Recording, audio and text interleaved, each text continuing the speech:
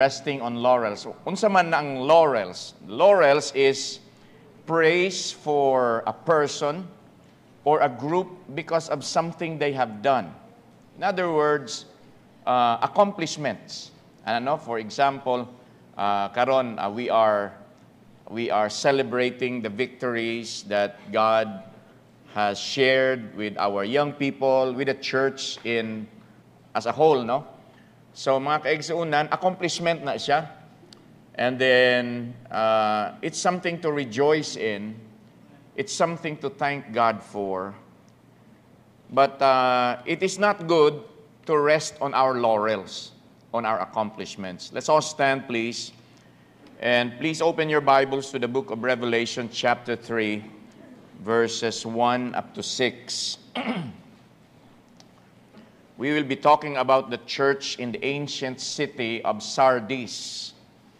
It is the fifth of the seven churches nga gisulatan sa Ginoo through the Apostle John. Okay, so we will be talking about the Sardinian church. Revelation chapter 3, verses 1 up to 6, the Bible says, Jesus said, "And unto the angel of the church in Sardis write, These things saith he that hath the 7 spirits of God and the 7 stars. I know thy works, that thou hast a name, that thou livest, and art dead. Be watchful and strengthen the things which remain, that are ready to die. For I have not found thy works perfect before God." Verse 3, "Remember therefore how thou hast received and heard, and hold fast, and repent. If therefore thou shalt not watch, I will come on thee as a thief, and thou shalt not know what hour I will come upon thee. Thou hast a few names even in Sardis, which have not defiled their garments, and they shall walk with me in white, for they are worthy. He that overcometh the same shall be clothed in white raiment, and I will not blot out his name out of the book of life, but I will confess his name before my Father and before his angels. He that hath an ear, let him hear what the Spirit saith unto the churches." Magampot ta. Father in heaven, thank you for this time, Lord, nga magkatapok kami in your name. I understand, Lord, my responsibility as something that is heavy, Lord, when I preach your word. And therefore, I ask, Lord, for guidance. I ask for wisdom. I ask for humility. Tagai ko, Lord, og igo Ginoo nga ikasulti sa imong katawhan nga masabtan kini nga wali, Lord, and help me, Lord, encourage your church. Help me, Lord, to remind the church, Lord, including myself, Lord, of what should be done. I pray, Lord, that we can learn from the mistakes of this church, Lord, of Sardis. In Jesus' name I pray. Amen. Thank you. And please be seated. Kaning church in Sardis, na ako'y nabasang libro concerning kaning the church in Sardis. Diba, na may 7 churches in Asia nga kipadadaan sa Ginoo og sulat pinaagi kang Apostle John. Kaning Sardis, mauni ang ikalima. And this church had a reputation of strength, a reputation of life and progress. They engaged in social activities sa community, probably na sila yung mga feeding programs, So imagine if it's a modern church, naa sila'y bless center, naa sila'y extension classes, naa sila'y feeding programs. And then, ang members aning nga church were very enthusiastic. No? Kanang, dili patay-patay, kanang malipayon ang mga members aning nga church. Her doctrines were pure. And then, mga igsoon, she projected herself to be an ideal church. Probably, the churches around Sardis would envy the church in Sardis kay grabe kay na sila diha, no? Kuyaw kay na sila din nga mga Kristohano, no? Alive, alert, awake, enthusiastic sila for the Lord. Grabe gina sila nga church. Probably it was a mega church and it was difficult to find anything wrong with her. Okay? So from the point of view sa mga katauhan around Sardis, grabe gid ni nga church. The best church, the ideal church. Gusto ko diha ko magpamimbro, gusto na ko ma-appeal ko ana nila sa ilang mga activities. I want to get involved. I want to be identified as a member of the Church of Sardis. But mga igsuon, God spoke His most severe condemnation against that church. What was wrong? What was wrong? Her doctrines were pure, everything was okay, the members were active, the members were okay, pero nganong sakit man ang mga pulong sa Ginoo against the Church of Sardis. You see, the great fault of the church in Sardis was her resting on her great reputation, resting on her great accomplishments, but neglecting present duty. If the Church of Sardis is Butuan's is Bible Baptist Church capital site, Butuan City, probably mga kaigsuunan, gaingon ta nga, ay last week, kakita lang mo sa among youth camp, grabe kaayong victories, oy. Kadungog lang mo sa mga wali din, gaaso-asugid ang pulpito ba? Umuusok yung pulpito, ano no? Grabe ang pag-surrenders, grabe ang victories, grabe kabibo, grabe gyud. Katong last year, kita lang mo, grabe gyud. If you saw the orchestra when they played in SMX this year and last year, grabe gyud. Kung kakita lang mo sa atong anniversary, grabe gyud. We are resting on our laurels but not doing anything for what needs to be done right now. So we are resting on our laurels. This is what happened to the Church of Sardis. I am bringing this message, mga kaigsunan, because just this past week, we had a great accomplishment as a church, specifically with the youth department, and of course, with the full support of the church. And mga igsoon, I want to caution the church, nga gikan sa ako, gikan sa inyo, kitang tanan, we should not rest on our laurels, but work on what needs to be done today. Okay? Jesus did not compliment a single thing in this church. Wala nag-ingon ang Ginoo nga ninduta sa inyong orkestra, no? The church did not say, kuyaw kay mo dynamic kay mo youth department, no? The Lord did not say that. Instead, grabe ang pag-condemn sa Ginoo. Unsa man mo? Mura mog buhi, pero actually patay mo. Sakita, no? Kasakit sa word sa Ginoo, mga kaigsuunan. The Lord warned her against apostasy, and it's a departure of one's religion, of one's conviction, of one's dedication to the Lord. So the Lord warned the church of Sardis. You see, the church at Sardis had a wonderful opportunity. Nga naman, there was no persecution from the pagans. Walay laing relihiyon nga nag-atake aning church of Sardis. I believe they had very good relations with almost everybody. They are very famous. They were very famous. Maayo kayo ilang reputation. There was no opposition from the Jews. Walay opposition. There was no false doctrine being taught. And fellowship was great. And she had a great opportunity for evangelism of any church in Asia. Out of the 7 churches, mga kaigsunan nga gisulatan sa Ginoo, kaning Church of Sardis, mauni ang naay grabe kaayo nga opportunity to spread the gospel, to proclaim the Lord Jesus Christ to the heathen, and yet they did not do that. The problem was she failed big time to take advantage of her God-given opportunities. Mga igsuon, salamat sa Ginoo nga bisag ing-ani lang ta, ginatagaan ta sa Ginoo og grabe nga mga opportunities, and whatever those opportunities are, especially if it is God-given, ayaw anang specially ka ng exclusively, kung gikan sa Ginoo nga opportunity, ato nang i-grab, ato nang himuon, kay gikan na sa Ginoo nga opportunity. The church in Sardis enjoyed peace, but it was the peace of death. The church was undisturbed from outside. It was not disturbed from inside. In other words, why problema sa church? Nindot kay fellowship. Ang adults, ang young people, ang career, ang mga bata, nindot yung kaayong fellowship. Why bikil-bikil? Why suya-suya? Nindot yung kaayo. And from a point of view of a human being, from my point of view, from your point of view, moingong gid siguro mga nindo ta sa church, no?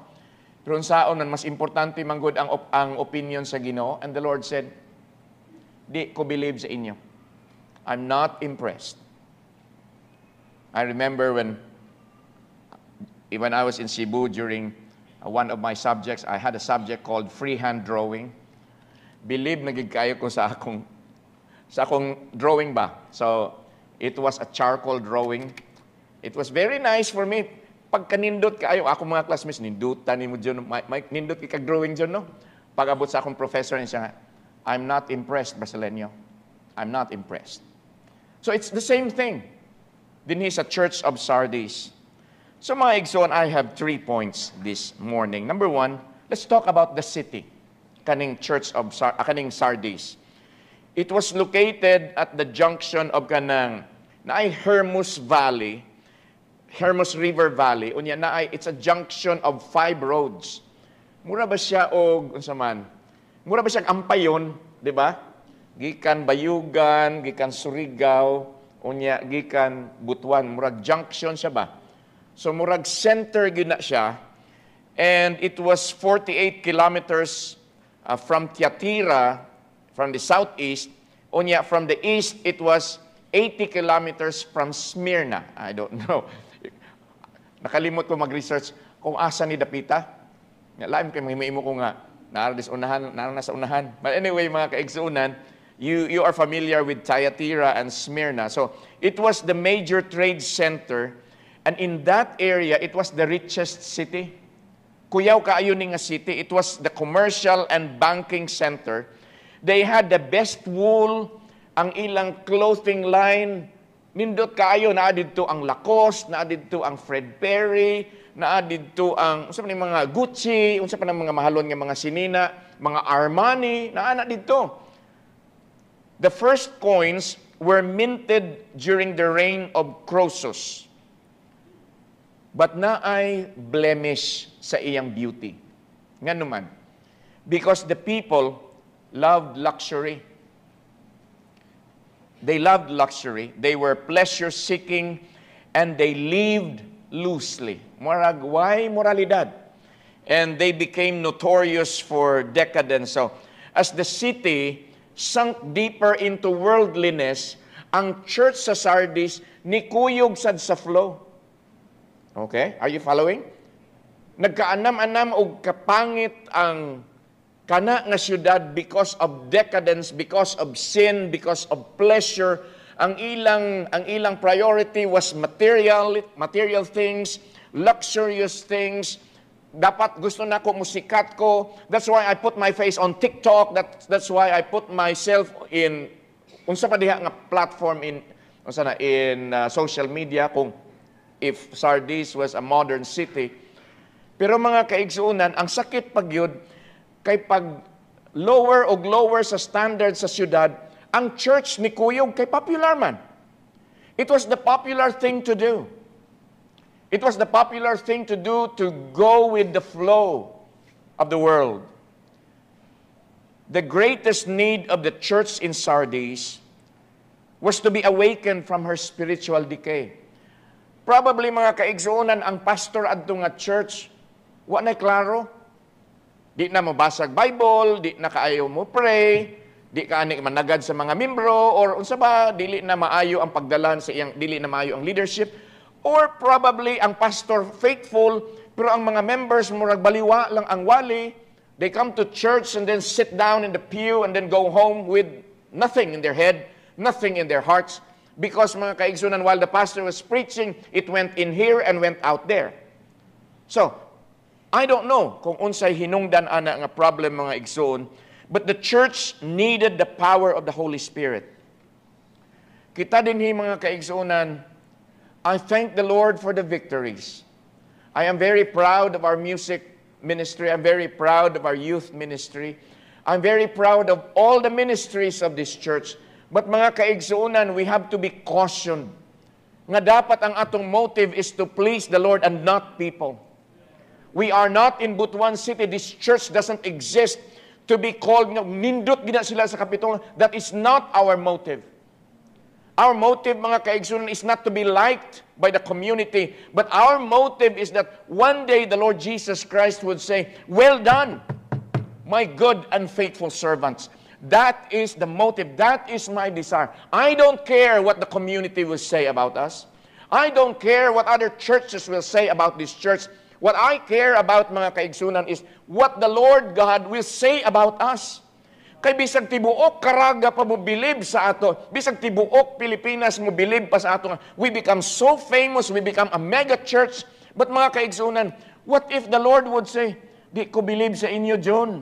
Di ko bilib sa inyo, Bible Baptist Church, Capitol Site, Butuan City." It's pointless. Sayang lang ang atong pagpakitang tao, sayang lang ang atong pagpakita nga, we have life unya, patay ra di ay ta. Are you following, mga igsoon? That was the church in Sardis. And if the church of Sardis needed the power of the Holy Spirit, we will always need the power of the Holy Spirit. I thank the Lord for very capable youth leaders, but you will always need the power of the Holy Spirit. I thank the Lord for our dynamic adult leaders, but you will always need the power of the Holy Spirit.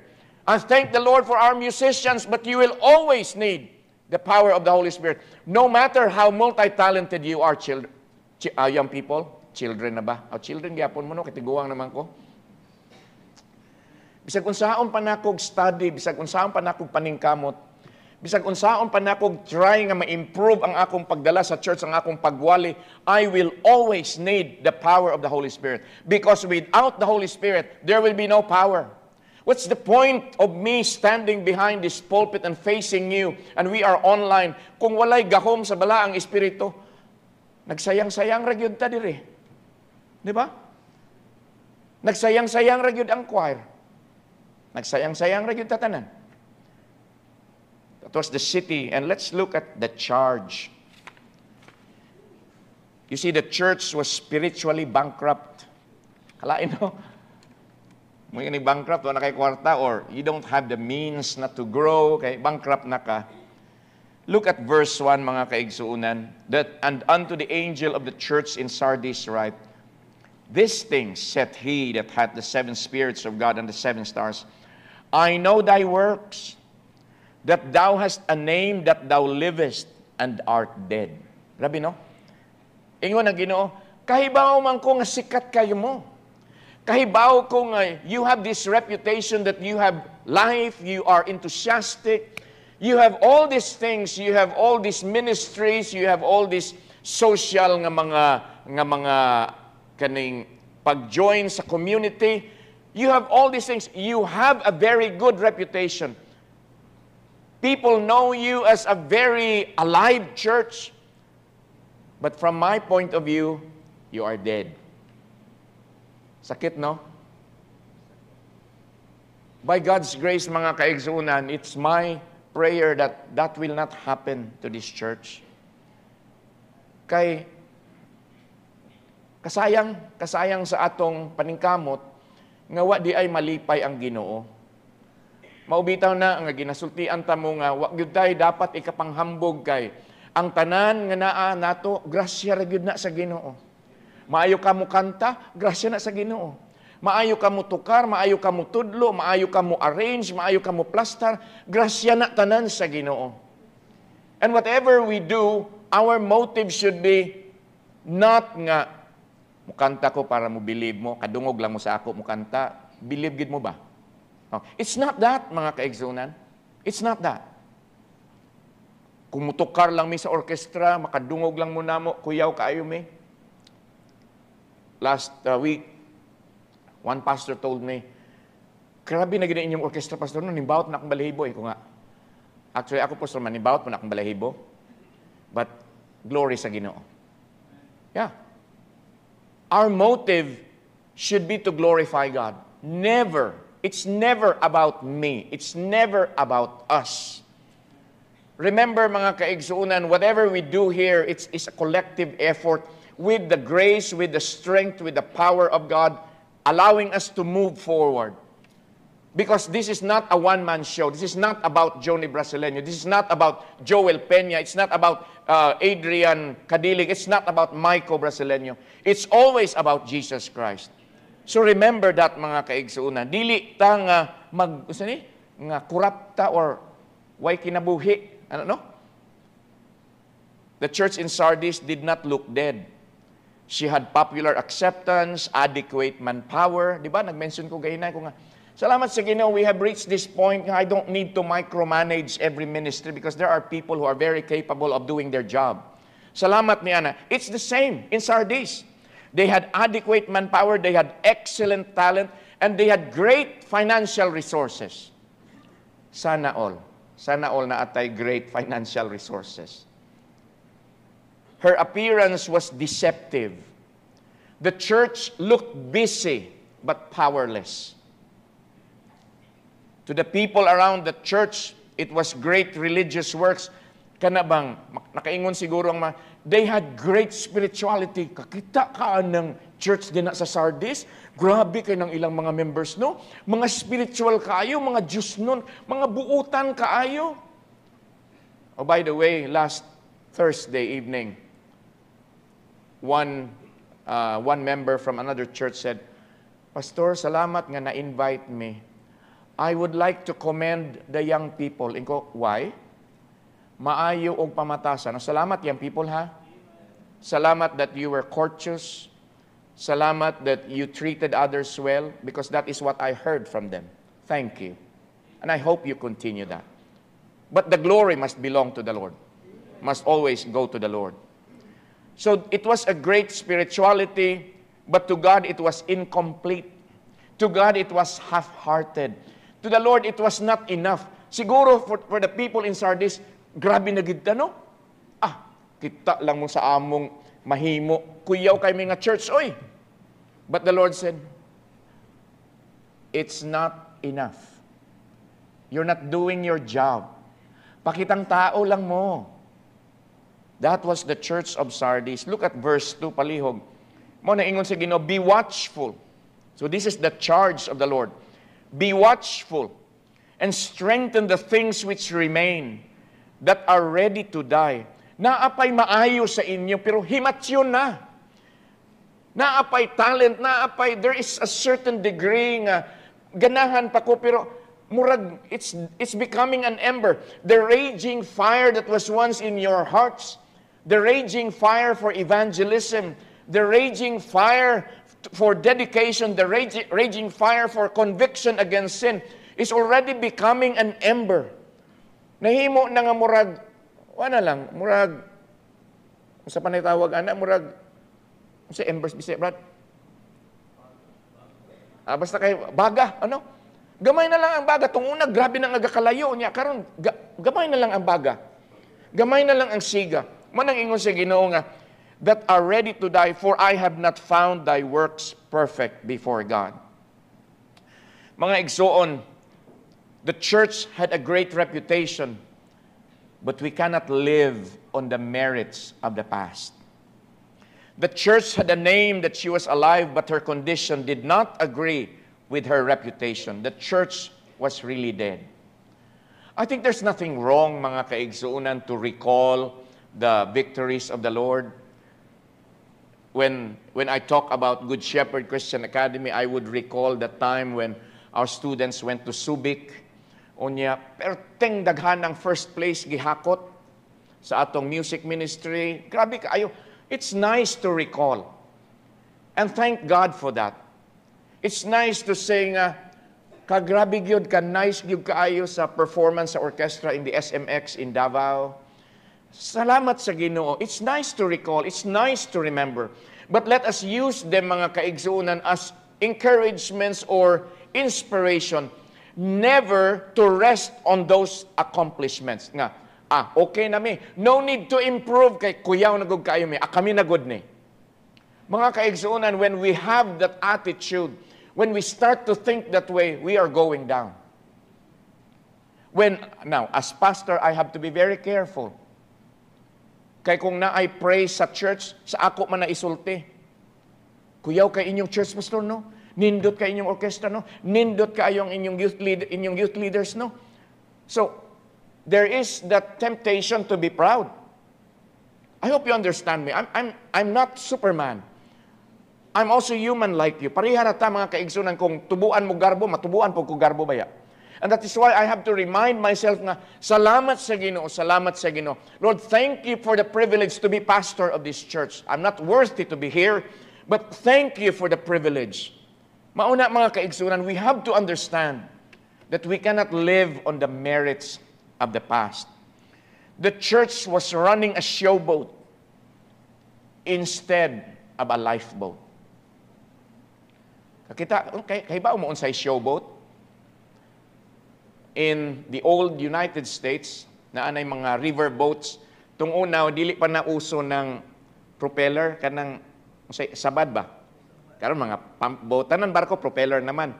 Tung unang panahon mga kaigsunan, na ay paddle wheel sa likod sa boat, na ay gatuyok nga, mag-ingana niya. Maunay mo propel sa boat, i-google ragod na ninyo, kanang mga steamboat sa mga rivers of the United States before.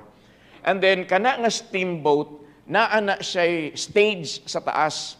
Unya, naay mga murag mag-perform diya, unya, muagi na siya sa mga lugar nga daghay mga tao, may mga communities ba. So, it's a showboat. So, naay magsayaw-sayaw, naay magkanta-kanta. So, everything is for show. Okay? But instead of running a lifeboat, what is a lifeboat? Maunang makita nato sa mga barko nga nasa kilid, nga in kaso na ay emergency, in kaso malunod, na ay masalbar ng mga tao tungod aning lifeboat. The Church of Butuan City should be a lifeboat. It should not be a showboat. I thank the Lord for the great performances on this stage. I thank the Lord for you. Mga adults, kung nakakita lang mo sa talents nga gi-showcase din last Friday evening, mo believe gid mo. But this church should not be a showboat.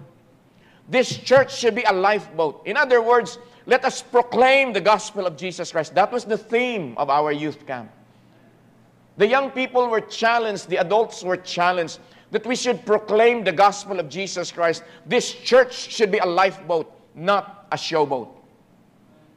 I don't want people to come because nindot tag music. I don't want people to come because kuyaw kay ta dinhi. No, I don't like that mga kaigsunan. I want people to come because they want to hear the gospel of the Lord Jesus Christ. Na even in the music, makatouch ba sa kasing-kasing. I remember my father was saved because of a song. It was not because of preaching. It was because of a song. And then nidawat siya sa Ginoo. That's how my father got saved. I hope mga kaigsuunan, kamo sa music ministry, remember that you are preaching in song. You are spreading the gospel through music. That's what you do, orchestra.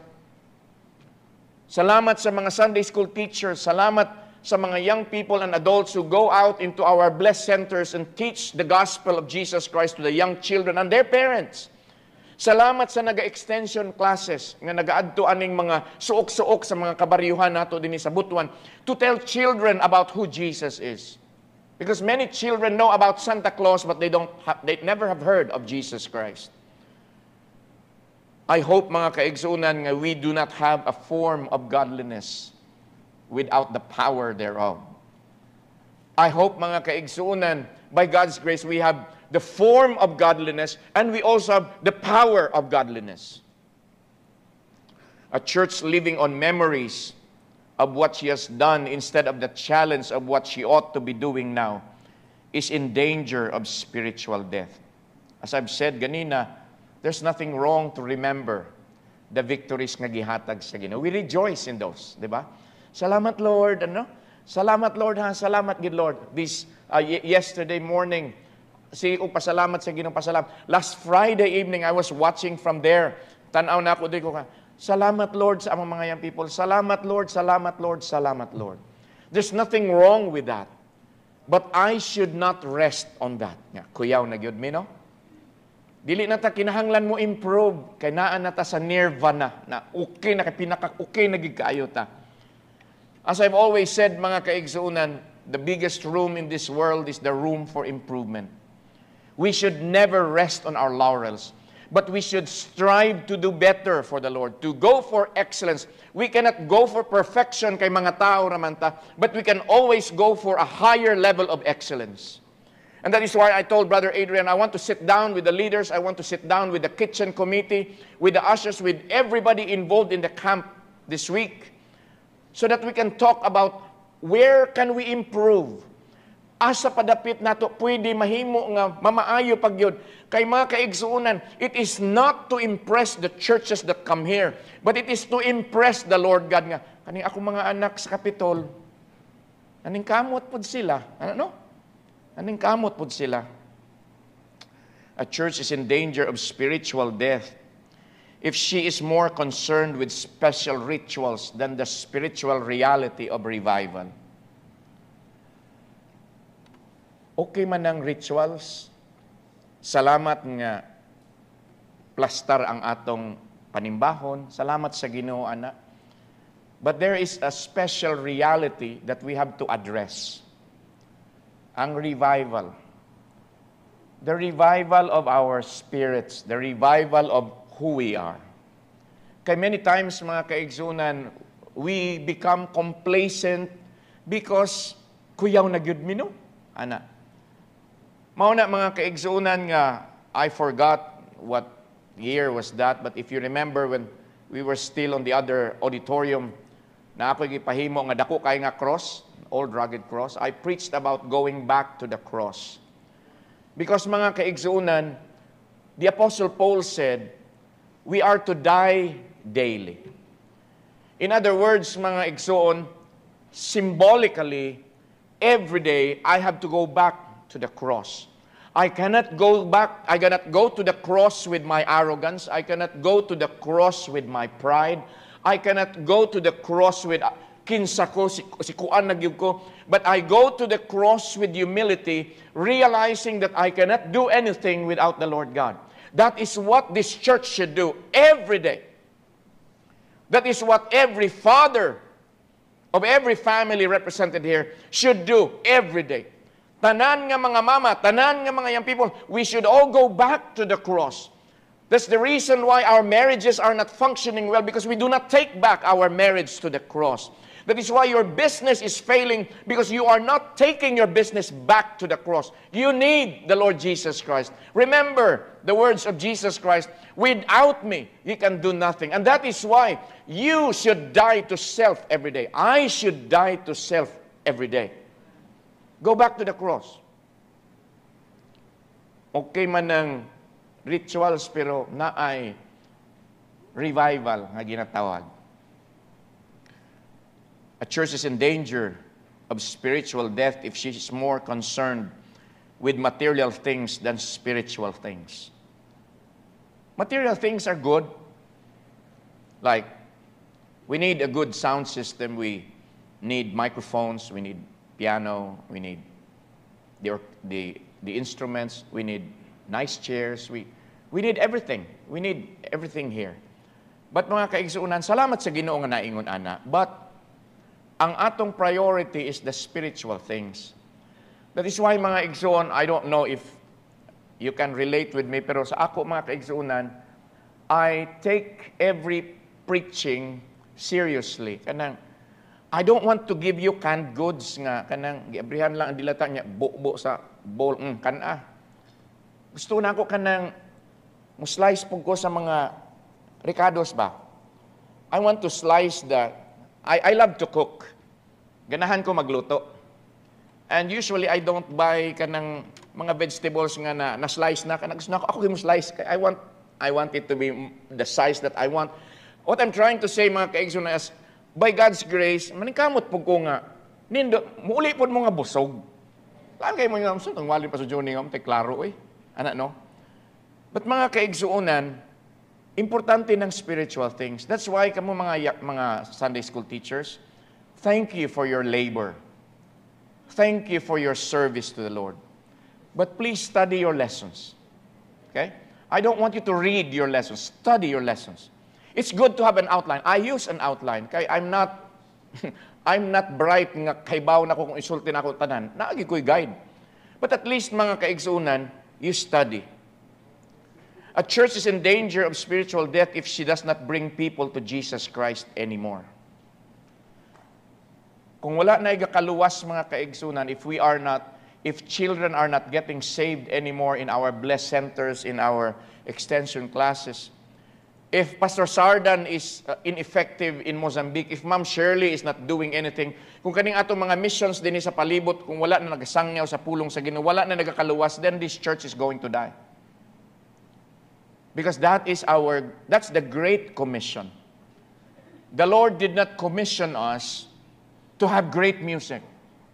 The Lord did not commission us to have an air-conditioned auditorium.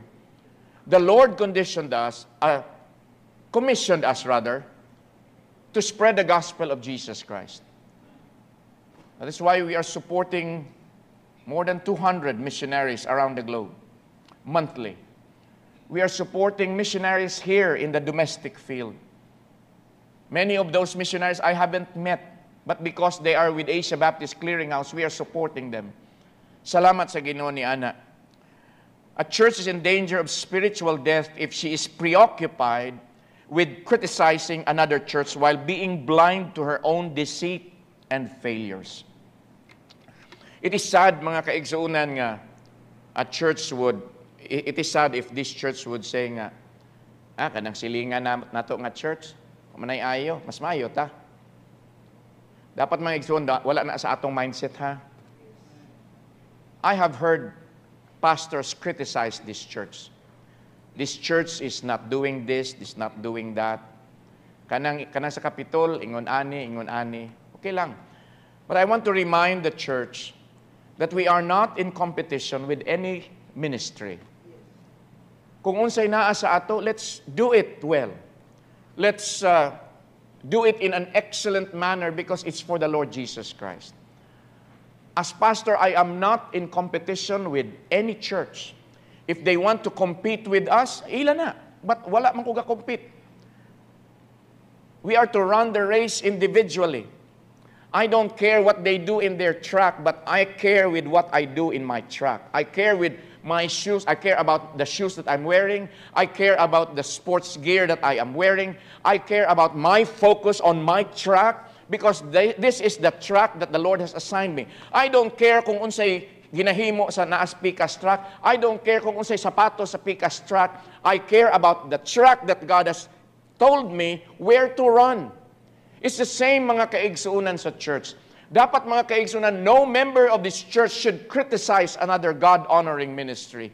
No member of this church, no staff of Good Shepherd should talk negatively against another school. Why?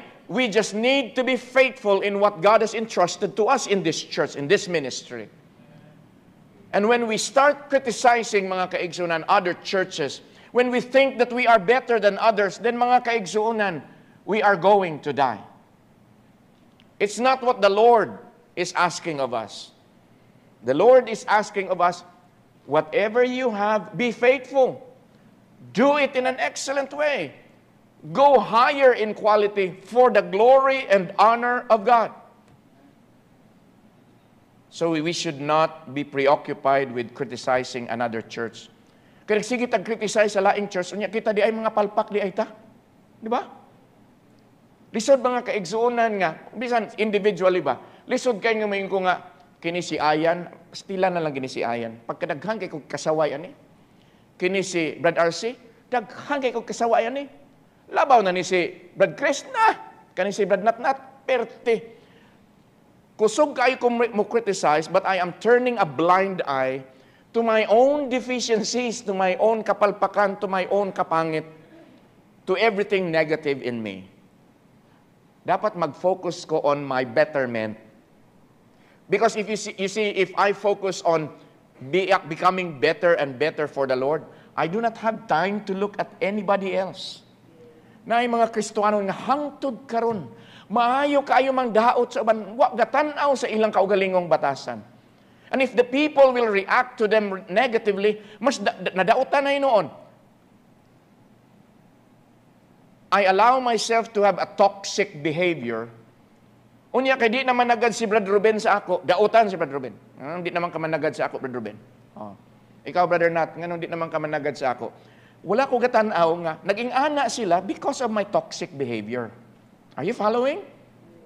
Muna mga kaigsuunan, let us be reminded, activity in the service of the Lord Jesus Christ is great, but it must be motivated and governed by love for God and submission to the Holy Spirit. Otherwise, it is just an empty pantomime. A pantomime is acting without words. Okay? Kanang pagtanaw nato sa ato, busy ka din pero why sulti? Why sulti? Pantomime. Onya empty pantomime ang atong simbahan. Number 3, the counsel. Here are 5 commands from the Lord for the church in Sardis. O sige, ingon sa Ginoo, be watchful. It means to say, be awake and alert. Be vigilant. And then the second thing that the Lord said, strengthen the things that remain. You still have the knowledge of the truth. You still have godly desires.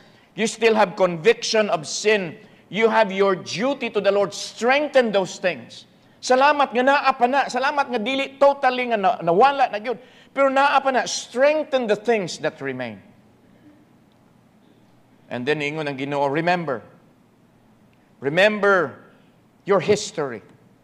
Remember that you received enlightening. Remember that you received the forgiveness of God. Remember that you received the grace of God. Remember that.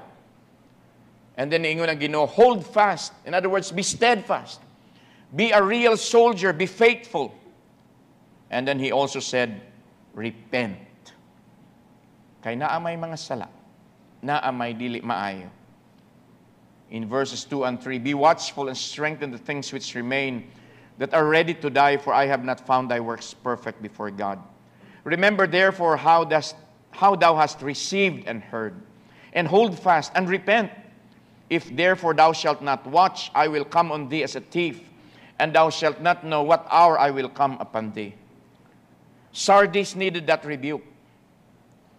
Does our church today, kaning atong church ba, do we need that sharp and cutting rebuke from the Lord? Nag-ano ko ba nga? Nganong ingani man ang words sa Ginoo, ingon siya nga, remember therefore how thou hast received and heard. If therefore thou shalt not watch, I will come on thee as a thief. So I looked at unsay history aning Sardis. So there is mauni ang history sa Sardis. You see, the city, ang Sardis daw, the city was built on a hill with 3 sides nga cliff. Kung mauni ang Sardis mga kaigsuunan, pangpang dinhi, kaniray na ay kasada. Okay? So maura ni nga area ang naay access. And it is easily defended. Kadi wa may kaaway makasaka din eh. Why kaaway makasaka din eh? Why kaaway makasaka din eh? Kung musaka sila din eh, layo pa makita na. So it's easily defended. Imagine that. It is very easily defended.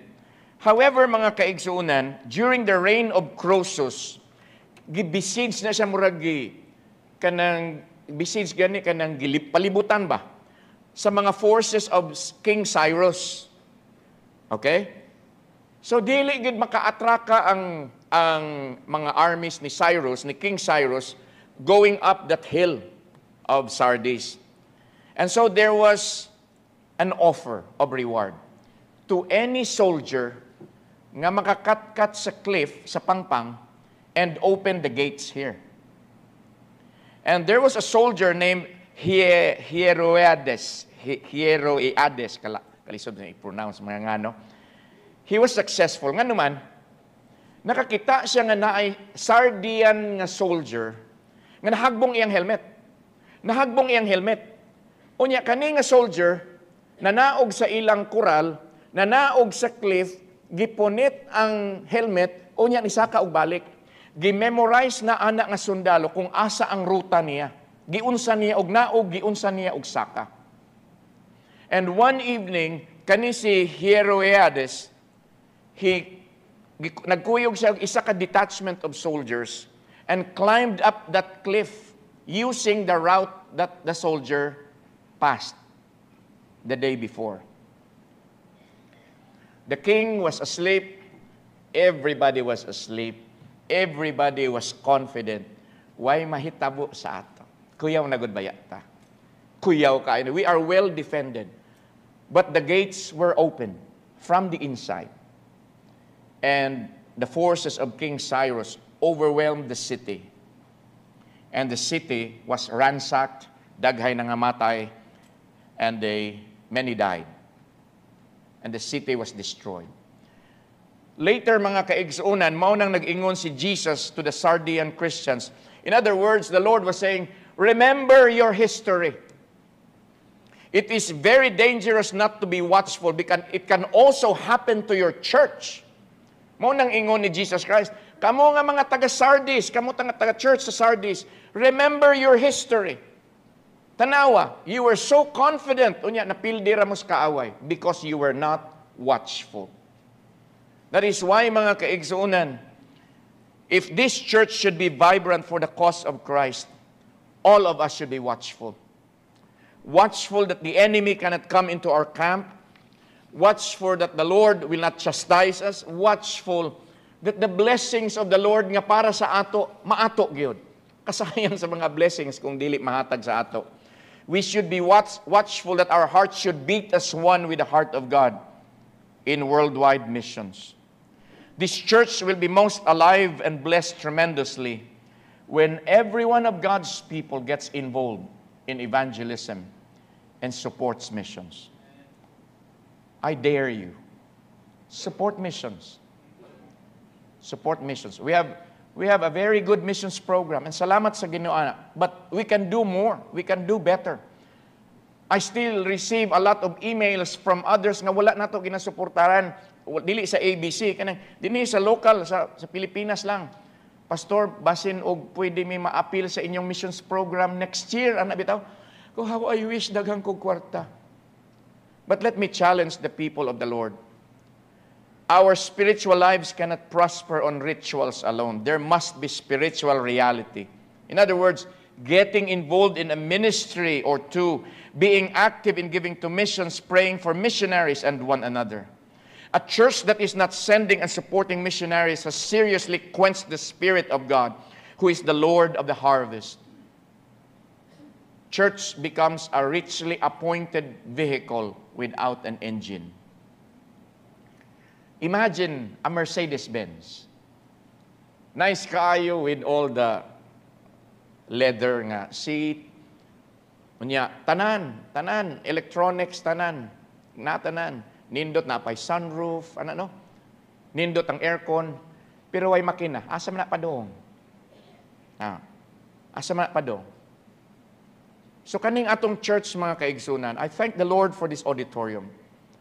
I thank the Lord that we have air conditioning. I thank the Lord that we have an orchestra. I thank the Lord we have a grand piano. I thank the Lord for everything that we have here.